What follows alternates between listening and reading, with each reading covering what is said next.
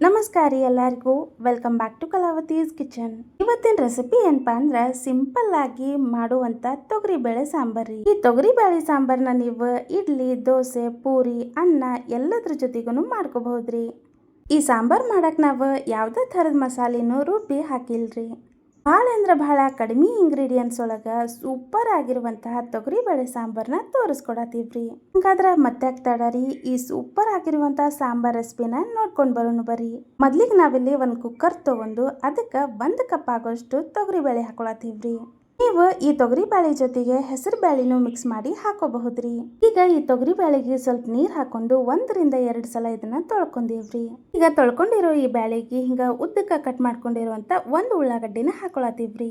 ಮತ್ತೆ ಅದ್ರ ಜೊತೆಗಿನ 1 ಟೊಮ್ಯಾಟೊ, 2 ಹಸಿಮೆಣಸಿನಕಾಯಿ ಮತ್ತೆ 2 ಟೀ ಸ್ಪೂನ್ ಆಗೋಷ್ಟು ಎಣ್ಣೆ ಹಾಕೊಂಡಿವ್ರಿ. ಇದ್ರ ಜೊತೆಗಿನ 2 ಚಿಟಿಕೆ ಆಗೋಷ್ಟು ಅರಿಶಿನ ಪುಡಿ ಮತ್ತೆ ಸ್ವಲ್ಪ ಸಣ್ಣಕ್ಕೆ ಕಟ್ ಮಾಡ್ಕೊಂಡಂತ ಕೊತ್ತಂಬರಿ ಹಾಕೊಂಡಿವ್ರಿ. ಈಗ ಇದಕ್ಕೆ ಅವಶ್ಯಕತೆ ಅನ್ಸೋಷ್ಟು ನೀರು ಹಾಕೊಂಡು ಇದನ್ನ ಚಲೋ ತಂಗ ಒಂದ್ಸಲ ಮಿಕ್ಸ್ ಮಾಡಿ ಬ್ಯಾಳೆ ಎಲ್ಲಾನು ಚಲೋ ತಂಗ ಬೇಯೋ ತನಕ 3 ರಿಂದ 4 ವಿಜಿಲ್ ಹಾಕಿಸ್ಕೊಳತ್ತೀವ್ರಿ. ಈಗ ನೀವಿಲ್ಲಿ ನೋಡ್ಬೋದ್ರಿ 3 ರಿಂದ 4 ವಿಜಿಲ್ ಹಾಕಿಸ್ಕೊಂಡಾದ್ಮೇಲೆ ಈ ಬ್ಯಾಳೆ ಎಲ್ಲಾನು ಹಿಂಗ ಸ್ಮೂತ್ ಆಗೋ ತನಕ ಚಲೋ ತಂಗ ಕುದಿಸ್ಕೊಂಡಾದ್ಮೇಲೆ ಈಗ ಇದಕ್ಕೆ ಒಗ್ಗರಣೆ ಮಾಡ್ಕೊಳಕ ಒಂದು ಕಡಾಯಿನ ಬಿಸಿ ಮಾಡ್ಕೊಂಡು ಅದಕ್ಕೆ 3 ರಿಂದ 4 ಟೀ ಸ್ಪೂನ್ ಆಗೋಷ್ಟು ಎಣ್ಣೆ ಹಾಕೊಂಡಿವ್ರಿ. ಈ ಎಣ್ಣೆ ಬಿಸಿ ಆಗ್ತಿದ್ದಂಗೆ ಸ್ವಲ್ಪ ಸಾಸಿವೆ ಹಾಕೊಂಡಿವ್ರಿ. ಸಾಸಿವೆ ಚಟಪಟ ಅಂತ ಸಿಡಿತಿದ್ದಂಗೆ ಒಂದು ಅರ್ಧ ಟೀ ಸ್ಪೂನ್ ಆಗೋಷ್ಟು ಜೀರಿಗೆ ಹಾಕೊಂಡಿವ್ರಿ.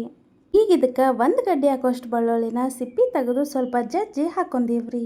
ಬೆಳ್ಳುಳ್ಳಿ ಎಲ್ಲಾನು ಸ್ವಲ್ಪ ಕೆಂಪು ಬಣ್ಣಕ್ಕೆ ತಿರುಗ್ಬೇಕು ನೋಡ್ರಿ, ಅಲ್ಲಿ ತನಕ ಹಿಂಗೆ ಫ್ರೈ ಮಾಡ್ಕೋಬೇಕ್ರಿ.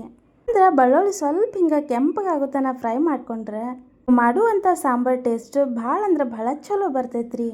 ಬೆಳ್ಳುಳ್ಳಿ ಕೆಂಪಗಾದ್ಮೇಲೆ 2 ಕಡ್ಡಿ ಆಗೋಷ್ಟು ಕರಿಬೇವು ಹಾಕೊಂಡಿವ್ರಿ. ಹಿಂಗೆ ಸಾಂಬಾರು ಮಾಡ್ಕೋಬೇಕಾದ್ರೆ ಆದಷ್ಟು ಫ್ರೆಶ್ ಆಗಿರುವಂಥ ಕರಿಬೇವನ್ನ ಹಾಕೋರಿ. ಕರಿಬೇವು ಎಲ್ಲಾನು 1 ರಿಂದ 2 ಸೆಕೆಂಡ್ ಫ್ರೈ ಮಾಡ್ಕೊಂಡಾದ್ಮೇಲೆ ಈಗ ಇದಕ್ಕೆ 2 ಒಣ ಮೆಣಸಿನ್ಕಾಯಿ ಮತ್ತು 2 ಚಿಟಿಕೆ ಆಗೋಷ್ಟು ಹಿಂಗೆ ಹಾಕೊಂಡಿವ್ರಿ. ಈಗ ಒಗ್ಗರಣೆಗೆ ಹಿಂಗೆ ಹಾಕೋದ್ರಿಂದ ಸಾಂಬಾರ್ ಟೇಸ್ಟು ಭಾಳ ಚಲೋ ಬರ್ತೈತ್ರಿ. ಈಗ ಇದನ್ನೆಲ್ಲಾನು 1 ರಿಂದ 2 ಸೆಕೆಂಡ್ ಹಿಂಗೆ ಮಿಕ್ಸ್ ಮಾಡ್ಕೊಂಡು ಫ್ರೈ ಮಾಡ್ಕೊಂಡ್ಮೇಲೆ ಈಗ ಇದಕ್ಕೆ ನಾವು ಬೇಯಿಸ್ಕೊಂಡಿರುವಂಥ ತೊಗರಿಬೇಳೆ ಎಲ್ಲಾನು ಹಾಕೊಳತ್ತೀವ್ರಿ. ನಾವು ಬೇಯಿಸ್ಕೊಂಡಿರುವಂಥ ಈ ತೊಗರಿಬೇಳೆನ ಮಜ್ಜಿಗೆ ಕಡಿಯುವಂಥ ಕಡಗೋಲ್ ಇರುತ್ತಲ್ರಿ, ಅದರಿಂದ ಸ್ವಲ್ಪ ಹಿಂಗೆ 2 ನಿಮಿಷ ಇದನ್ನೆಲ್ಲಾನು ಕಡ್ಕೊಂಡು ಹಾಕೊಂಡಿವ್ರಿ.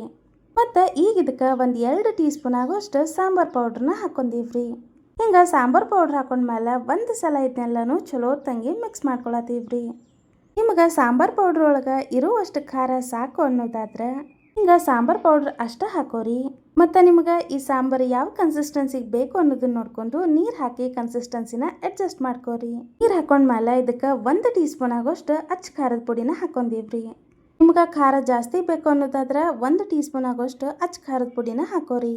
ಇಲ್ಲ ಅಂದ್ರೆ ಖಾರ ಕಡಿಮೆ ತಿನ್ನೋದಾದ್ರೆ ಈ ಖಾರನ ಸ್ಕಿಪ್ ಮಾಡ್ರಿ. ಈಗ ಇದಕ್ಕೆ ರುಚಿಗೆ ತಕ್ಕಷ್ಟು ಉಪ್ಪು ಹಾಕಿ ಇದನ್ನೆಲ್ಲಾನು 1 ಸಲ ಚಲೋ ತಂಗಿ ಮಿಕ್ಸ್ ಮಾಡ್ಕೊಳತ್ತೀವ್ರಿ. ಈಗ ಈ ಸಾಂಬಾರು ಎಲ್ಲಾನು ನಾವು ಚಲೋ ತಂಗಿ ಕುದಿಸ್ಕೋಬೇಕ್ರಿ. ಅಲ್ಲ ಒಂದು ಮುಚ್ಚಳ ಮುಚ್ಚಿ 2 ರಿಂದ 3 ನಿಮಿಷ ಈ ಸಾಂಬಾರನ್ನ ಕುದಿಸ್ಕೊಂಡಿವ್ರಿ. ಈಗ ನೀವಿಲ್ಲಿ ನೋಡ್ಬೋದ್ರಿ 2 ರಿಂದ 3 ನಿಮಿಷ ಆದ್ಮೇಲೆ ಸಾಂಬಾರ್ಗೆ ಉಪ್ಪು ಖಾರ ಎಲ್ಲಾನು ಎಷ್ಟು ಚಲೋ ತಂಗಿ ಹೊಂದ್ಕೊಂಡೈತಿ ಅಂತ. ಹಿಂಗೆ ಈ ಸಾಂಬಾರೆಲ್ಲನೂ ಚಲೋ ತಂಗ ಕುದಿಸ್ಕೊಂಡ್ಮೇಲೆ ಸ್ವಲ್ಪ ಇದಕ್ಕೆ ಸಣ್ಣಕ್ಕೆ ಕಟ್ ಮಾಡ್ಕೊಂಡಂತ ಕೊತ್ತಂಬರಿ ಹಾಕೊಂಡಿವ್ರಿ. ಈಗ ನೀವಿಲ್ಲಿ ನೋಡ್ಬೋದ್ರಿ ತೊಗರಿಬೇಳೆ ಸಾಂಬಾರು ಅನ್ನೋದು ಎಷ್ಟು ಸೂಪರ್ ಆಗಿ ರೆಡಿ ಆಗೈತಿ ಅಂತ. ಮನೆಗೆ ಯಾರೇ ಗೆಸ್ಟ್ ಬಂದಾಗ ಇಲ್ಲ ಅಂದ್ರೆ ಮನೆ ಒಳಗೆ ಭಾಳ ಜನ ಇದ್ದಾಗ ಇಡ್ಲಿ, ದೋಸೆ, ಅನ್ನಕ್ಕೆ, ಪೂರಿಗೆ ಈ ಸಾಂಬಾರನ್ನ ಮಾಡ್ಕೊಂಡು ನೋಡ್ರಿ. ಟೇಸ್ಟ್ ಅಂತೂ ಏಕದಮ್ ಮಸ್ತ್ ಇರ್ತೈತ್ರಿ. ಮತ್ತು ನೋಡಿದ್ರಲ್ರಿ ಎಷ್ಟು ಕಡಿಮೆ ಸಾಮಗ್ರಿ ಬಳಸಿ ಸೂಪರ್ ಆಗಿರುವಂಥ ಸಾಂಬಾರನ್ನ ಮಾಡ್ಕೋಬಹುದು ಅಂತ. ಈ ತೊಗರಿಬೇಳೆ ಸಾಂಬಾರ್ ರೆಸಿಪಿ ನಿಮ್ಗೆ ಇಷ್ಟ ಆಗೈತಿ ಅಂತ ಅನ್ಕೋತೀವ್ರಿ. ರೆಸಿಪಿ ಇಷ್ಟ ಆಗಿದ್ರೆ ನಮ್ಮ ಯೂಟ್ಯೂಬ್ ಚಾನಲ್ನ ಸಬ್ಸ್ಕ್ರೈಬ್ ಮಾಡ್ಕೋರಿ ಮತ್ತು ವಿಡಿಯೋಕ್ಕೆ ಲೈಕ್, ಶೇರ್, ಕಮೆಂಟ್ ಮಾಡೋದನ್ನು ಮರಿಬೇಡ್ರಿ. ಮತ್ತು ಅಷ್ಟಲ್ರಿ ಈ ಒಂದು ವಿಡಿಯೋ ನೋಡಿದ್ದಕ್ಕೆ ಧನ್ಯವಾದಗಳ್ರಿ.